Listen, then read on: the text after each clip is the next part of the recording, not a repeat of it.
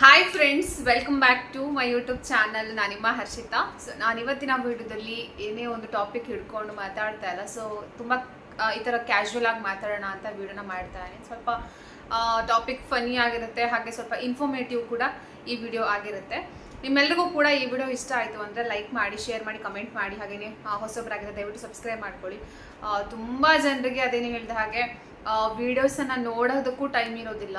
So informative ವೀಡಿಯೋಸ್ಗಳನ್ನ share ಮಾಡ್ತಾ ಇದ್ರು ಕೂಡ ಎಲ್ಲಿ ಇವರಿಗೆ ನಾವು ನೋಡಿದ್ರೆ ದುಡ್ಡು ಬಂದ್ಬಿಡುತ್ತೋ ಅನ್ನುವಂತಹ ಒಂದು ಏನು ಹೇಳ್ತಾರೆ, ಒಂಥರ ಈಗೋ ಅಂತ ಹೇಳೋದಕ್ಕಿಂತ ಒಂಥರ ಹೊಟ್ಟೆ ಕಿಚ್ಚು ಅನ್ನೋದು ಹೇಳ್ತಾವಲ್ವಾ, ಆ ಥರನೂ ಕೂಡ ಇರುತ್ತೆ. ಬಟ್ ನಾನು ತಲೆನೇ ಕೆಡಿಸ್ಕೊಳ್ಳಲ್ಲ. ಸೊ ನನಗೆ ಹೇಗೆ ಬೇಕು, ಯಾವ ಥರ ಬೇಕು ವೀಡಿಯೋಸನ್ನು ನಾನು ಆ ಥರ ಅಪ್ಲೋಡ್ ಮಾಡ್ತಾ ಇರ್ತೀನಿ.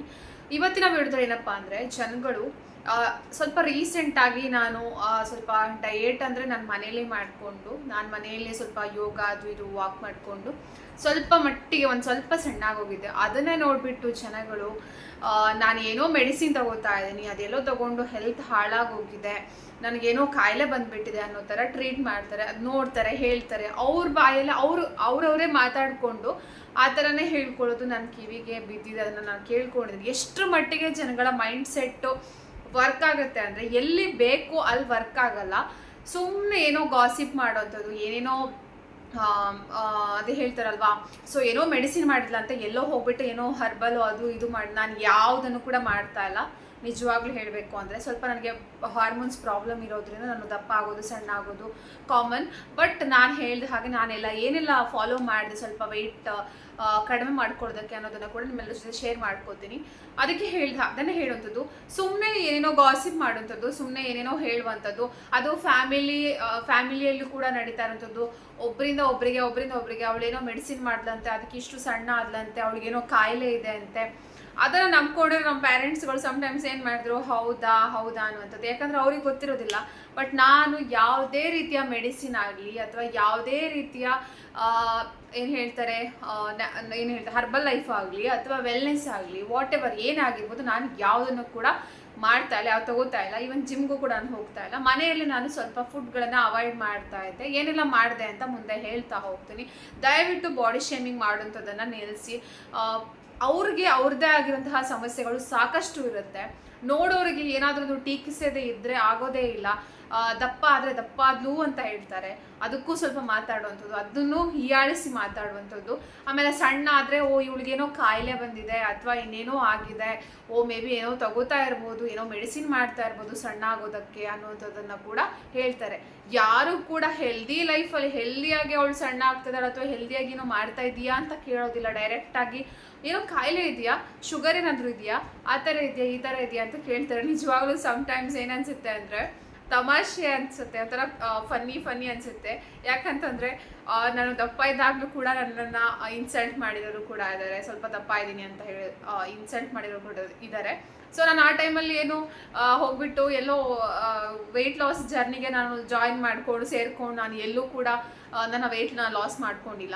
ನಾನೇ ಮನೆಯಲ್ಲೇ ಯೋಗ ಅದೆಲ್ಲ ಮಾಡ್ಕೊಂಡೆ ಅಷ್ಟೇ. ಬಿಟ್ಟರೆ ಇನ್ನೊಬ್ಬರ ಮಾತು ಕೇಳಿ ನಾನು ಯಾವತ್ತೂ ಮಾಡಿಲ್ಲ. ನೀವು ಅಷ್ಟೇ, ಯಾರೋ ಹೇಳ್ತಾರೆ ಅಲ್ಲಿ ಹೋಗಿ ಜಾಯ್ನ್ ಆಗಿ, ಇಲ್ಲಿ ಹೋಗಿ ಜಾಯ್ನ್ ಆಗಿ, ಅಲ್ಲಿ ಇಷ್ಟು ಮಂತ್ಲಿ 7,000 ಕಟ್ಬಿಟ್ಟು ಅವ್ರು ಹೇಳಿರೋ ಫುಡ್ಡನ್ನು ತಗೊಳ್ಳಿ, ಅದು ಇದು ಅಂತ ಹೇಳ್ತಾರೆ. ಬಟ್ ಹೆಲ್ದಿಯಾಗಿ ತುಂಬ ಜನ ಇದ್ದಾರೆ.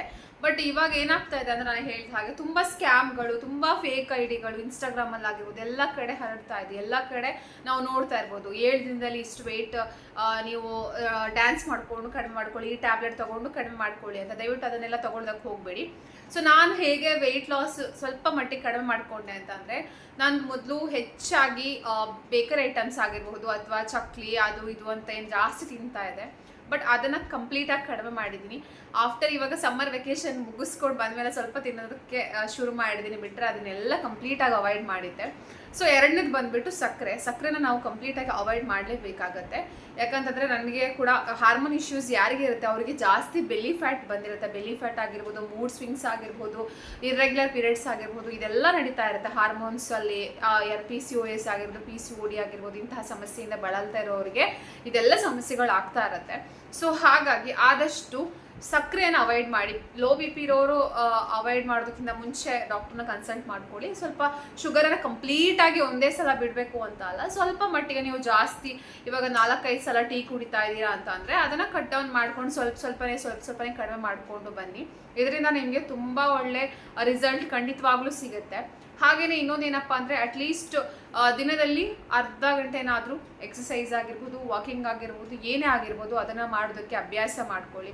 ಹೆಚ್ಚಿನವ್ರು ಮನೇಲೇ ಕೂತೇ ಅವರಿಗೆ ಕೈಕಾಲು ನೋವು ಬಂದುಬಿಡುತ್ತೆ. ಸೊ ಎಲ್ಲೂ ಆ್ಯಕ್ಟಿವಿಟಿ ಏನೂ ಇರೋದಿಲ್ಲ. ಸೊ ಹಾಗಾಗಿ ಅವ್ರು ಕೂತ್ಕೊಂಡೆಲ್ಲ ವೆಯ್ಟ್ ಗೇನ್ ಕೂಡ ಆಗ್ತಾ ಹೋಗ್ತಾರೆ. ಅದಕ್ಕೆ ಅಟ್ಲೀಸ್ಟ್ ವಾಕಿಂಗ್ ಆಗಿರ್ಬೋದು ಅಥವಾ ಅದಕ್ಕೂ ಹೋಗೋಕ್ಕೆ ಆಗ್ತಾ ಇಲ್ಲ ಅಂತ ಅಂದರೆ ಮನೆಯಲ್ಲಿ ಸಣ್ಣ ಪುಟ್ಟ ಯೋಗ, ವ್ಯಾಯಾಮ, ಎಕ್ಸಸೈಸ್ ಏನಾದರೂ ಅದನ್ನು ಕೂಡ ಮಾಡಿದ್ರೆ ಖಂಡಿತವಾಗ್ಲೂ ಒಳ್ಳೆ ಬೆನಿಫಿಟ್ಸ್ ಸಿಗುತ್ತೆ. ಹಾಗೆ ಒಳ್ಳೆ ನಿದ್ದೆ ಕೂಡ ಬರುತ್ತೆ. ಆ್ಯಕ್ಟಿವ್ ಆಗಿ ನೀವು ಇರಬಹುದು ಅಂತಲೇ ಹೇಳ್ಬೋದು. ಹಾಗೆ ಚೆನ್ನಾಗಿ ನೀರು ಕುಡೀರಿ.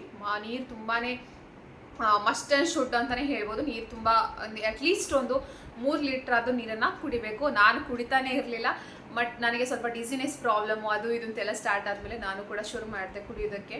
ಇನ್ ಬಿಟ್ವೀನ್ ಸ್ಟಾಪ್ ಮಾಡೋದು, ಕುಡಿಯೋದು ಆ ಥರನೇ ಮಾಡ್ತಾ ಇದ್ದೀನಿ. ಸೊ ನೀರು ತುಂಬ ಮುಖ್ಯ ಅಂತಲೇ ಹೇಳ್ಬೋದು. ಹಾಗೆ ಬ್ಯಾಲೆನ್ಸ್ಡ್ ಮೀಲ್, ಕ್ಯಾಲರಿ ಡಿಫಿಸಿಟ್ ಅಂತ ಹೇಳ್ತಾರಲ್ವಾ, ಸೊ ಬ್ಯಾಲೆನ್ಸ್ಡ್ ಮೀಲನ್ನು ನಾವು ತೊಗೊಂಡಾಗ ನಿಜವಾಗ್ಲೂ ಇದು ವರ್ಕ್ ಆಗುತ್ತೆ.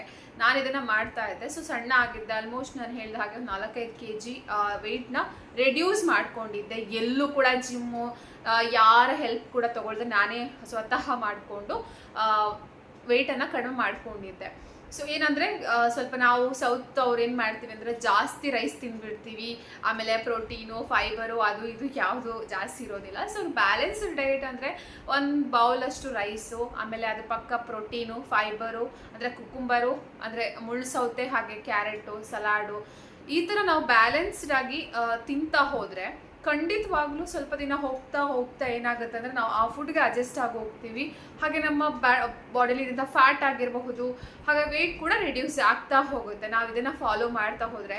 ನಾವು ಕಾರ್ಬ್ಸನ್ನೇ ಜಾಸ್ತಿ ತಿಂತಾ ಇದ್ರೆ ಬೆಲ್ಲಿ ಫ್ಯಾಟು ಆಮೇಲೆ ಎಲ್ಲ ಫ್ಯಾಟ್ಗಳು ಜಾಸ್ತಿ ಆಗ್ತಾ ಹೋಗುತ್ತೆ, ಫ್ಯಾಟ್ ಸ್ಟೋರ್ ಜಾಸ್ತಿ ಆಗ್ತಾ ಹೋಗುತ್ತೆ. ಇದರಿಂದ ಸ್ವಲ್ಪ ಕಡಿಮೆ ನಾವು ವಾಕ್ ಮಾಡಿದ್ರು ಅಷ್ಟೇ, ಏನು ಮಾಡಿದ್ರು ಅಷ್ಟೇ, ನಮ್ಮ ಫುಡ್ ಹ್ಯಾಬಿಟ್ ಚೆನ್ನಾಗಿಲ್ಲ ಅಂತ ಅಂದರೆ ಏನು ಕೂಡ ಮಾಡಿದ್ರು ಯೂಸ್ ಇಲ್ಲ ಅಂತಲೇ ಹೇಳ್ಬೋದು. ಫುಡ್ ನಾವು ತೊಗೊಳ್ಳೋಂಥ ಫುಡ್ ಕರೆಕ್ಟಾಗಿರಬೇಕು, ಪ್ರಾಪರಾಗಿ ನಾನು ಹೇಳಿದ ಹಾಗೆ ಪ್ರೋಟೀನು, ಫೈಬರು, ಆದರೆ ನಾನ್ ವೆಜ್ನವರು ಚಿಕನು ಆಮೇಲೆ ಮೊಟ್ಟೆ ಅದೆಲ್ಲ ತಿಂತಾರೆ. ಸೊ ವೆಜಿಟೇರಿಯನ್ಸ್ಗೂ ಕೂಡ ಅಷ್ಟೇ, ಸೋಯಾ ಆಗಿರಬಹುದು ಅಥವಾ ಕಾಳುಗಳಾಗಿರಬಹುದು, ಸೊಪ್ಪು ಆಗಿರಬಹುದು, ಹಾಗೆಯೇ ಕುಕುಂಬರ್ ಆಮೇಲೆ ಕ್ಯಾರೆಟ್ ಆಗಿರ್ಬೋದು, ಇದನ್ನೆಲ್ಲ ಕೂಡ ಬ್ಯಾಲೆನ್ಸ್ ಆಗಿ ನಾವು ತಿಂತಾ ಹೋದರೆ, ಅಂದರೆ ರೈಸು ಸ್ವಲ್ಪ ಕ್ವಾಂಟಿಟಿ ಕಡಿಮೆ ಮಾಡಿ ತರಕಾರಿಗಳನ್ನು ಸ್ವಲ್ಪ ಜಾಸ್ತಿ ತಿಂತಾ ಹೋದರೆ ಇದರಿಂದ ಖಂಡಿತವಾಗ್ಲೂ ವರ್ಕೌಟ್ ಆಗುತ್ತೆ. ಅದ್ರ ಜೊತೆಗೆ ನಾವು ಸ್ವಲ್ಪ ಸ್ವೀಟ್ಸನ್ನು ಅವಾಯ್ಡ್ ಮಾಡಬೇಕು. ಸ್ವೀಟ್ಸನ್ನು ಹೆಚ್ಚಾಗಿ ಯಾರು ತಿಂತಾ ಇರ್ತಾರೆ ನೋಡಿ, ಅವ್ರದ್ದು ಬೇಗ ವೆಯ್ಟ್ ಲಾಸ್ ಆಗಲ್ಲ. ಸೊ ವೆಯ್ಟ್ ಲಾಸ್ ಮಾಡ್ಕೋಬೇಕು ಅಂದರೆ ಸ್ವಲ್ಪ ನಮ್ಮ ಸ್ಯಾಕ್ರಿಫೈಸ್ ಕೂಡ ಬೇಕಾಗತ್ತೆ. ಸ್ವೀಟ್ಸ್ ಆಗಿರ್ಬೋದು ಅಥವಾ ಸಕ್ಕರೆ ಐಟಮ್ಸ್, ಅದು ಬೇರೆ ಏನಾದರೂ ಆಗಿರ್ಬೋದು, ಅದನ್ನು ಸ್ವಲ್ಪ ಕಡಿಮೆ ಒಂದೇ ಸಲ ಯಾರಿಗೂ ಕೂಡ ಕಡಿಮೆ ಮಾಡೋಕ್ಕಾಗೋದಿಲ್ಲ. ಸ್ವಲ್ಪನೇ ಕಡಿಮೆ ಮಾಡ್ತಾ ಬಂದಾಗ ಕಡಿಮೆ ಆಗ್ತಾ ಹೋಗುತ್ತೆ. ಹಾಗೆಯೇ ತಿನ್ನೋಂಥ ಆಹಾರಗಳಲ್ಲಿ ಕೂಡ ಅಷ್ಟೇ, ನಾನು ಹೇಳಿದ ಹಾಗೆ ಇವಾಗ 5-6 ದೋಸೆ 7-8 ದೋಸೆ ತಿನ್ನೋರು ಕೂಡ ಇರ್ತಾರೆ. ಸ್ವಲ್ಪ ಪೋರ್ಷನನ್ನು ಕಡಿಮೆ ಮಾಡಬೇಕಾಗತ್ತೆ. ಸೊ ಪೋರ್ಷನ್ ಕಡಿಮೆ ಮಾಡ್ತಾ ಇದ್ದ ಹಾಗೆ ಒಂದೇ ಸಲ ಪೋರ್ಷನ್ ಕಡಿಮೆ ಮಾಡೋದಲ್ಲ, ಸ್ವಲ್ಪ ವೀಕ್ನೆಸ್ ಬಂದುಬಿಡುತ್ತೆ. ಆಮೇಲೆ ತಿನ್ನೋದ್ರಲ್ಲಿ ಇವಾಗ 4 ತಿಂದರೆ 3 ಆ ಥರ ಮಾಡಿಕೊಂಡು ಅದು ನಮ್ಮ ದೇಹಕ್ಕೆ ಅಡ್ಜಸ್ಟ್ ಆಗೋ ತನಕ ನಾವು ಆ ಥರ ಮಾಡ್ಕೊಂಡು ಹೋದರೆ ವೆಯ್ಟ್ ಲಾಸ್ ಆಗುತ್ತೆ. ಅದು ಬಿಟ್ಬಿಟ್ಟು ನಾನು ಕೂಡ ಇದನ್ನೇ ಫಾಲೋ ಅಪ್ ಮಾಡಿರೋಂಥದ್ದು ಬಿಟ್ಟರೆ ಬೇರೆ ಏನು ನಾನು ತಗೋತಾ ಇಲ್ಲ. ಸೊ ಬೆಳಿಗ್ಗೆ ಡಿಟಾಕ್ಸ್ ಡ್ರಿಂಕ್ ಅಂತ ಅಂದ್ಬಿಟ್ಟು ಜೀರಿಗೆ ನೀರನ್ನು ಕುಡಿಯುವಂಥದ್ದು, ಇದನ್ನು ಜೀರಿಗೆ ನೀರಾಗಿರ್ಬೋದು, ಮೆಂತ್ಯ ನೀರಾಗಿರ್ಬೋದು, ಅದನ್ನು ಕುದಿಸ್ಬಿಟ್ಟು ಬಿಸಿಯಾಗಿ ಕುಡಿಯುವಂಥದ್ದು ಅಥವಾ ಬಿಸಿನೀರನ್ನೇ ಕುಡಿಯುವಂಥದ್ದು, ಇದು ತುಂಬ ಒಳ್ಳೆಯದು. ಡೈಜೆಷನ್ಗೂ ಕೂಡ ತುಂಬಾ ಒಳ್ಳೆಯದು ಅಂತಲೇ ಹೇಳ್ಬೋದು ಬಿಸಿನೀರು. ಸೊ ಇದನ್ನು ಮಾಡಿ, ಅದು ಬಿಟ್ಬಿಟ್ಟು ನಾನು ಅದು ಮಾಡಿದೆ, ಇದು ಮಾಡಿದೆ, ಇನ್ನೊಂದು ಮಾಡಿದೆ, ಮೆಡಿಸಿನ್ ತೊಗೊಂಡೆ, ಆಮೇಲೆ ಇವಳಿಗೇನೋ ಕಾಯಿಲೆ ಬಂದುಬಿಟ್ಟಿದೆ ಅಂತ ದಯವಿಟ್ಟು ಫೇಕ್ ನ್ಯೂಸ್ಗಳನ್ನು ಹಬ್ಬಿಸ್ಬೇಡಿ, ಏನೇನೋ ಹೇಳಬೇಡಿ. ಸೊ ಇದನ್ನು ನಾನು ಇಷ್ಟೇ ಫಾಲೋ ಮಾಡಿರೋದು ಬಿಟ್ಟರೆ ಬೇರೆ ಏನೂ ಮಾಡ್ತಾ ಇಲ್ಲ.